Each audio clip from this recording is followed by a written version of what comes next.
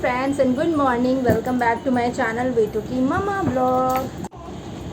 तो आज हो चुकी है मेरी गुड मॉर्निंग और आपसे रेडी होते होते ही मैं बात भी कर रही हूँ। हाय बेटा। नहीं, तो यहाँ है शिवांश। शिवांश गुड मॉर्निंग कीजिए सबको। Good morning. तो शिवांश का तो पूजा वगैरह भी हो गया, मेरा तो कुछ भी नहीं हुआ है। पूजा वगैरह तो मेरा भी हो गया, मतलब मंदिर जाके पूजा है, और शिवांश तो अपने नानू के साथ मंदिर से पूजा करके आए। तो मैं फटाफट हो जाती हूँ तैयार। कहाँ जाना है? ओ बेटा नहीं, बच्चे नहीं लगाते ना। और पता है कल क्या, शिवांश ने ना मेरा यहाँ पे ना काट दिया था, चोट लगा दिया था शिवांश ने मेरा। नहीं, फिर बेटा पता है क्या होगा? पता है आपको क्या होगा? करंट लग जाएगा। ना, वो खून निकल आएगा। हाँ हाँ, फिर डॉक्टर अंकल आ जाएंगे। ओ बेटा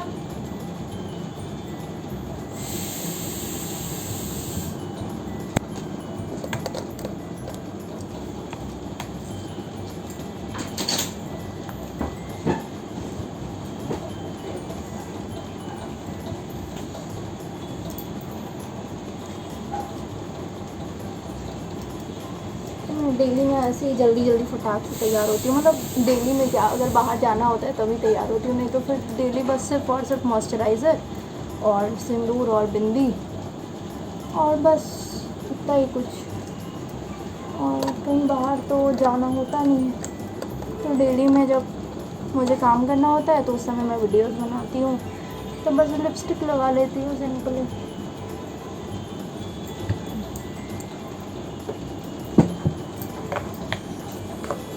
देखो शिवांश तो बहुत बदमाश है।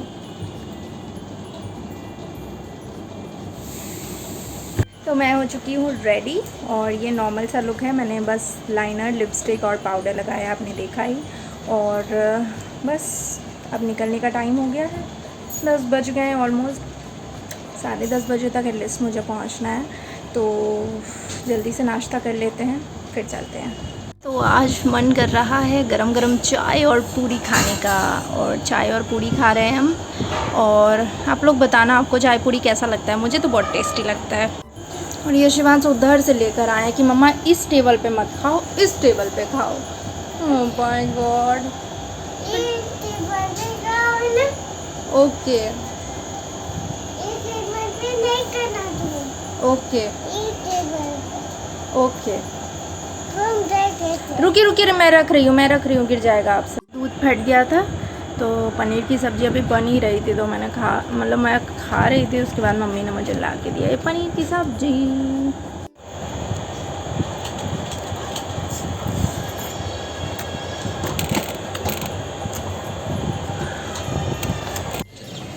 हम आए हैं आकाशवाणी, और यहाँ कोई नहीं।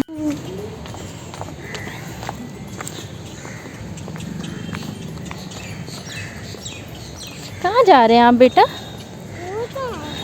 कार है, वो मंदिर है, ये आकाशवाणी है। नहीं बोलेंगे?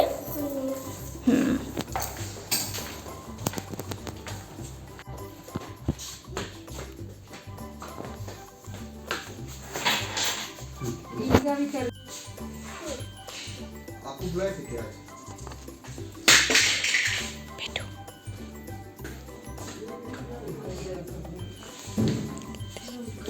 तो हम आ चुके चुके हैं स्टूडियो और यहाँ पे होने वाली है हमारी रिकॉर्डिंग। और शिवांश बिल्कुल शांति से बैठे हुए हैं। बिट्टू अच्छा लग रहा है? कुछ टच नहीं करना है ना? Okay, thank you. नहीं करना बेटा। बेटा बेटा मम्मा रिकॉर्डिंग करेगी तो आप कुछ नहीं बोलेंगे? कुछ नहीं बोलेंगे, मैंने समझा के ना। हाँ नहीं छूना है। हाँ कुछ नहीं छूना है। मस्ती कर रहे हैं।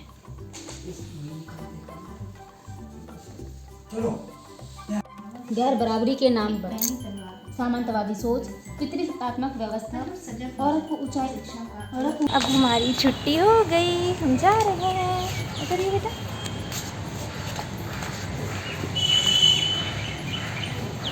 और शिवांश ना बिल्कुल गुड बॉय बन के रहे। और एकदम जब मेरे बोलने का टाइम था ना, तो शिवांश एकदम चुपचाप सो गया था। क्योंकि आज शिवांश जगह भी था सुबह 4 बजे, तो शिवांश एकदम सो गए गुड बॉय बन के। और सब ने शिवांश की बहुत तारीफ़ की कि कितना प्यारा बच्चा है, बिल्कुल शांत रहता है, हल्ला नहीं करता है। तो गुड बॉय शिवांश बनकर आए ना। चलते हैं अब जल्दी से घर और शिवांश को खिलाते हैं खाना। तो मैं आ चुकी हूँ आकाशवाणी से। और आप लोग सोच रहे होंगे कि मैं आकाशवाणी क्यों गई थी, तो काफ़ी लंबी स्टोरी है, तो चलिए बताते हैं आप लोगों को।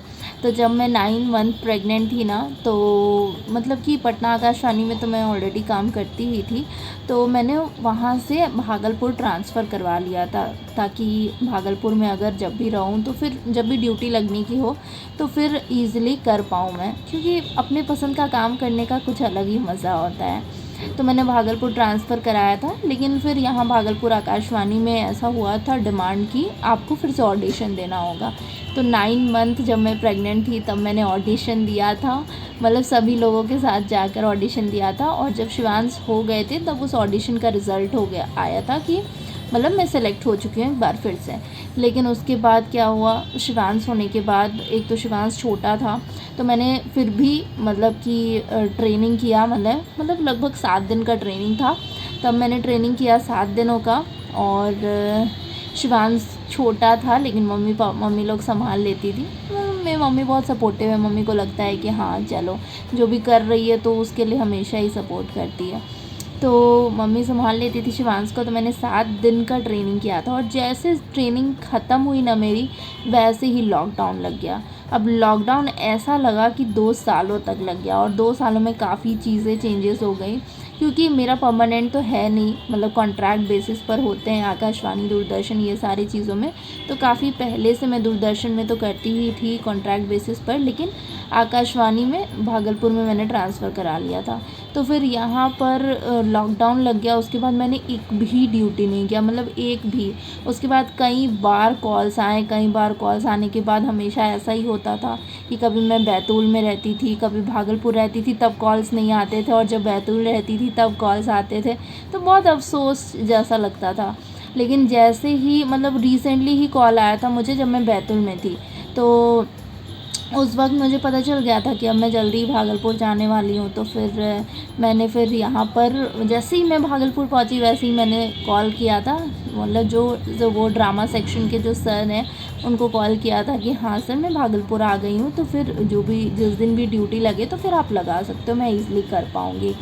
तो फिर आज मेरी आकाशवाणी में, मतलब भागलपुर आकाशवाणी में पहली ड्यूटी थी, और मैं इतनी ज़्यादा खुश, पता है मतलब 4 सालों के बाद आपको जिन चीज़ों से प्यार होता है ना, तो उन चीज़ों को ना आप कितने साल बाद भी क्यों ना करो, उसके साथ ना एक अलग ही कनेक्शन होता है। और मेरा ना ऐसा कनेक्शन ना ड्रामा के साथ है, मतलब एक्टिंग के साथ ना ऐसा वाला ही कनेक्शन है। तो पहले तो मैं बहुत किया करती थी, लेकिन शादी के बाद फिर शिवांश के बाद सभी चीज़ें छूट गई और चेंजेस आ गए बहुत सारी चीज़ों में, और पॉसिबल भी नहीं है सारी चीज़ों को एक साथ करना। तो फिर जो चीज़ें प्रायोरिटी में थी रखनी चाहिए, मैंने उन्हीं चीज़ों को प्रायोरिटी दिया। और तब आज ना 4 सालों के बाद जब मैंने ड्रामा किया ना, मतलब देखो जब आप रियल में करते हो ना, तो किसी भी डायलॉग को पढ़ते हो तो सामने में एक्ट करना होता है, लेकिन जब आप अपनी आवाज़ देते हो ना, तो उसमें भी मतलब पूरा का पूरा ऑल ओवर आपको वही चीज़ें करनी होती है, मतलब बिल्कुल फ़ील लाना पड़ता है। और 4 सालों के बाद मैंने इतना अच्छा किया ना, मतलब वहाँ पर जितने भी लोग थे ना सब लोग तारीफ़ कर रहे थे कि मतलब कि कितना, मतलब मेरे मॉड्यूलेशंस काफ़ी ज़्यादा अच्छे हैं, मुझे पर्सनली ऐसा लगता है। और मतलब वहाँ पर भी सभी लोगों ने तारीफ़ किया कि मतलब इतने सालों बाद आपने किया, क्योंकि मैंने बताया था कि बहुत सालों बाद मैंने किया, तो सबने कहा कि बहुत ही ज़्यादा अच्छा। और शिवांश तो इतना ज़्यादा सपोर्टिव, पता है शिवांश की इतनी सभी ने तारीफ़ की ना, क्योंकि मेरी जब बारी आई और बाकी सबकी भी बारी आई तो मैंने शिवांश को समझाया कि बेटा चुप रहना है, चुप रहना है, कुछ नहीं बोलना है। तो जब सब बोलते थे तो वो कुछ भी नहीं बोलता था लिटरली, और इतना ज़्यादा उसने सपोर्ट किया ना कि काम बहुत फटाक से ख़त्म हो गया। मतलब एक बच्चे के रहते हुए पूरी की पूरी रिकॉर्डिंग हुई 7 से 8 लोगों की, सभी एज के लोग थे वहाँ पर। तो बहुत ही ज़्यादा ये मतलब कि सबके लिए बहुत ज़्यादा डिफ़िकल्ट लग रहा था। और मैं शिवांश को इसलिए लेकर गई थी ना क्योंकि मम्मी को घर पे बहुत सारा काम था और मेरा भी ऑफिस था, तो फिर बहुत डिस्टर्ब हो जाती मम्मी अगर उसको छोड़ के जाती, क्योंकि वो बहुत ज़्यादा परेशान, जैसे जैसे बड़ा हो रहा है तो बहुत परेशान करने लगा है। तो इसलिए मैं शिवांश को लेकर गई कि मेरे साथ रहेगा तो वो बदमाशी नहीं करेगा, मेरे साथ रहता है तो अपनी नानी को बहुत ज़्यादा परेशान करता है, तो इसलिए मैं लेकर गई। और शिवांश ना एकदम गुड बॉय की जैसा ऐसे सब उसकी तारीफ़ कर रहे थे, मुझे भी कितना प्राउड फील हो रहा था कि शिवांश कितने अच्छे बेबी के ऐसा बनकर है यहाँ पर। मतलब बिल्कुल भी परेशान नहीं किया और फटाक सबके काम ख़त्म हुए। और लगभग 3 बजे के लगभग मैं यहाँ पर आ गई। शिवांश को मैंने नाश्ता करा दिया था, नाश्ता कराने के बाद उसके लिए कुछ खाने के लिए स्नैक्स भी ले लिए थे, तो उसको वहाँ पर खिला भी दिया था मैंने, वाटर भी ले लिया था उसके लिए, तो फिर पानी भी उसको पिला दिया था।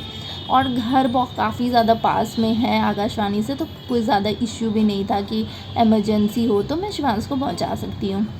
तो फ़िलहाल आज का दिन तो ऐसा ही बीता है। आप बताइए कैसे लग रहे हैं आपको मेरे व्लॉग्स। चैनल को सब्सक्राइब नहीं किया है तो सब्सक्राइब कर लीजिए, और ये भी ज़रूर बताइएगा कि और किस टाइप के व्लॉग्स आपको देखने हैं। मैं ज़रूर कोशिश करूँगी उस टाइप के व्लॉग्स आपके लिए लाने का। तो कमेंट सेक्शन में ज़रूर बताइएगा कि किस टाइप का और आपको व्लॉग चाहिए। तो कैसा लगा मेरा ये वाला व्लॉग कमेंट सेक्शन में ज़रूर बताइएगा, और चैनल को सब्सक्राइब नहीं किया है तो सब्सक्राइब ज़रूर कर लीजिएगा। Thank you for watching B2K mamma blog. Bye bye, Tata.